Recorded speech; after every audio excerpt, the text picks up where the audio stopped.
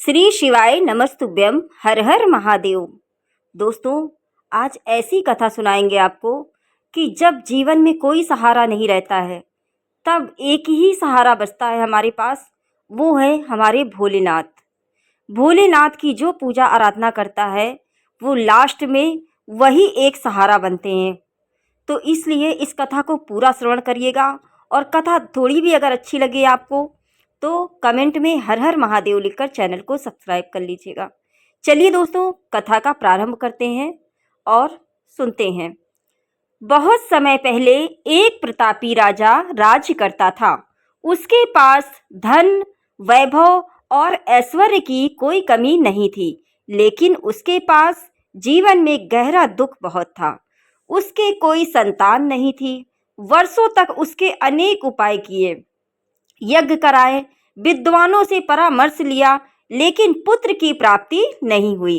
एक दिन कुछ तांत्रिक ने राजा से कहा, अगर किसी बालक की बलि दे दी जाए तब आपको पुत्र रत्न की प्राप्ति हो सकती है। अब संतान की चाह में अंधे हो चुके राजा ने पूरे राज्य में घोषणा करवा दी, जो उसे अपने पुत्र को बलि के लिए देगा उसे भरपूर धन दिया जाएगा।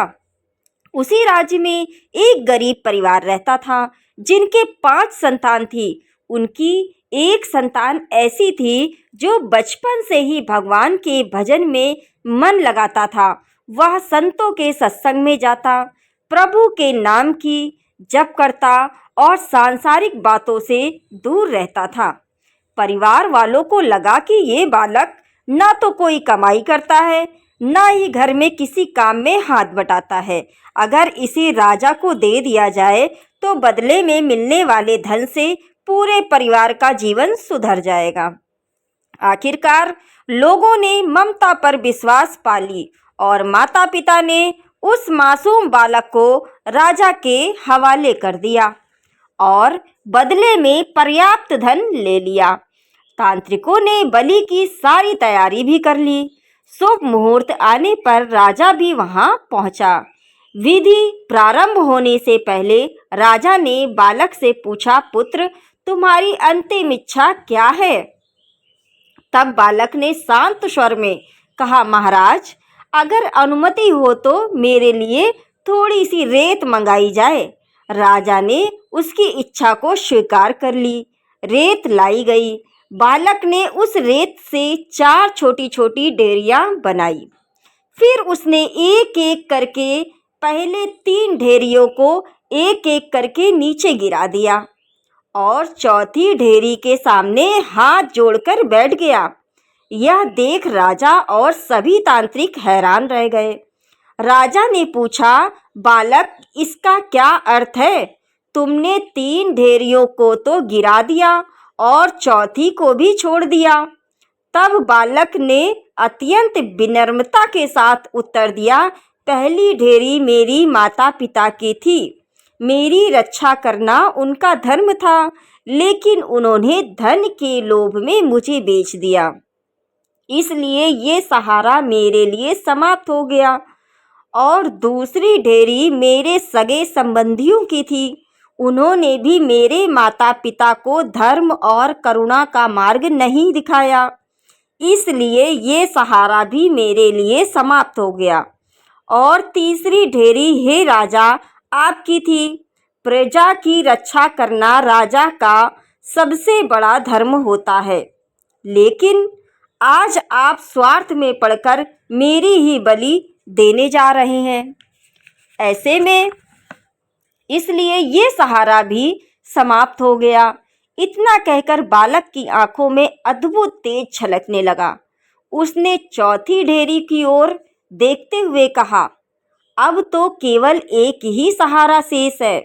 मेरे प्रभु, मेरे आराध्य, मेरे भोलेनाथ, और मुझे पूर्ण विश्वास है यदि मेरा मन सच्चा है और मेरी भक्ति निष्कपट है तो मेरे शिव मुझे कभी निराश नहीं होने देंगे।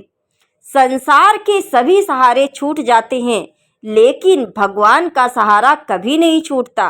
बालक के मुख से निकले ये वचन सुनकर वहाँ उपस्थित सभी लोग स्तब्ध रह गए और राजा सोचने लगा और उसे अपनी सोच का गहरा पश्चाताप हुआ और राजा ने उसी क्षण बलि की पूरी व्यवस्था रुकवा दी। उसने तांत्रिकों को अपने राज्य से बाहर निकलवा दिया और उस बालक को अपने गले से लगा लिया। राजा ने कहा, आज मुझे समझ में आ गया कि पुत्र पाने के लिए किसी निर्दोष का नहीं बल्कि भगवान की सच्ची भक्ति और धर्म का पालन आवश्यक है। राजा ने उसी बालक को अपना दत्तक पुत्र बनाया और उसे राजकुमार घोषित कर दिया। पूरे राज्य के सामने उसी राजकुमार घोषित कर दिया। कहा जाता है कि भगवान की कृपा से कुछ समय बाद राजा को उसकी संतान का सुख भी प्राप्त हो गया। तब राजा ने समझ लिया, सच्चे मन से की गई प्रार्थना कभी भी व्यर्थ नहीं जाती। इसलिए भक्तों, जीवन में चाहे कैसी भी परिस्थिति आ जाए, कभी भी भगवान शिव पर से अपना विश्वास मत खोइए। जब संसार के सभी द्वार बंद हो जाते हैं, तब महादेव अपनी भक्त के लिए कृपा का एक नया द्वार अवश्य खोल लेते हैं। दोस्तों, कथा कैसी लगी? चलिए कमेंट में हर हर महादेव जरूर लिखिएगा। अब आरती करते हैं। ओम जय शिव ओमकारा, स्वामी हरे शिव ओमकारा, ब्रह्मा विष्णु सदा शिव अर्धांगिनी धारा। ओम जय शिव ओमकारा, एकानन चतुरानन पंचानन राजे, स्वामी पंचानन राजे, हंसानन गरुड़ासन वृषवाहन साजे।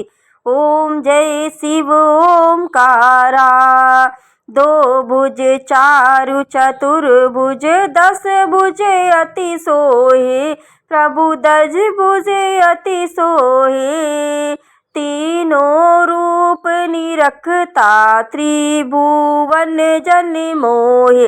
ओम जय शिव ओमकारा, अक्षमाला वनमाला रुद्रमाला धारी, प्रभु माला धारी, त्रिपुरारी कंसारी करमाला धारी। ओम जय शिव ओमकारा, श्वेतांबर पीतांबर बाधांबर अंगे, प्रभु बाधांबर अंगे, सनकादिक गरुड़ादिक भूतादिक संगे। ओम जय शिव ओमकारा, कर मध्य सुकमंडलु चक्र शूलधारु, प्रभु चक्र शूलधारी, सुखकारी दुखहारी जग पालनकारी। ओम जय शिव ओमकारा, ब्रह्मा विष्णु सदा शिव जानते अविवेका, प्रभु जानते अविवेका, प्रणवाक्षर में शोभित यह तीनों एका।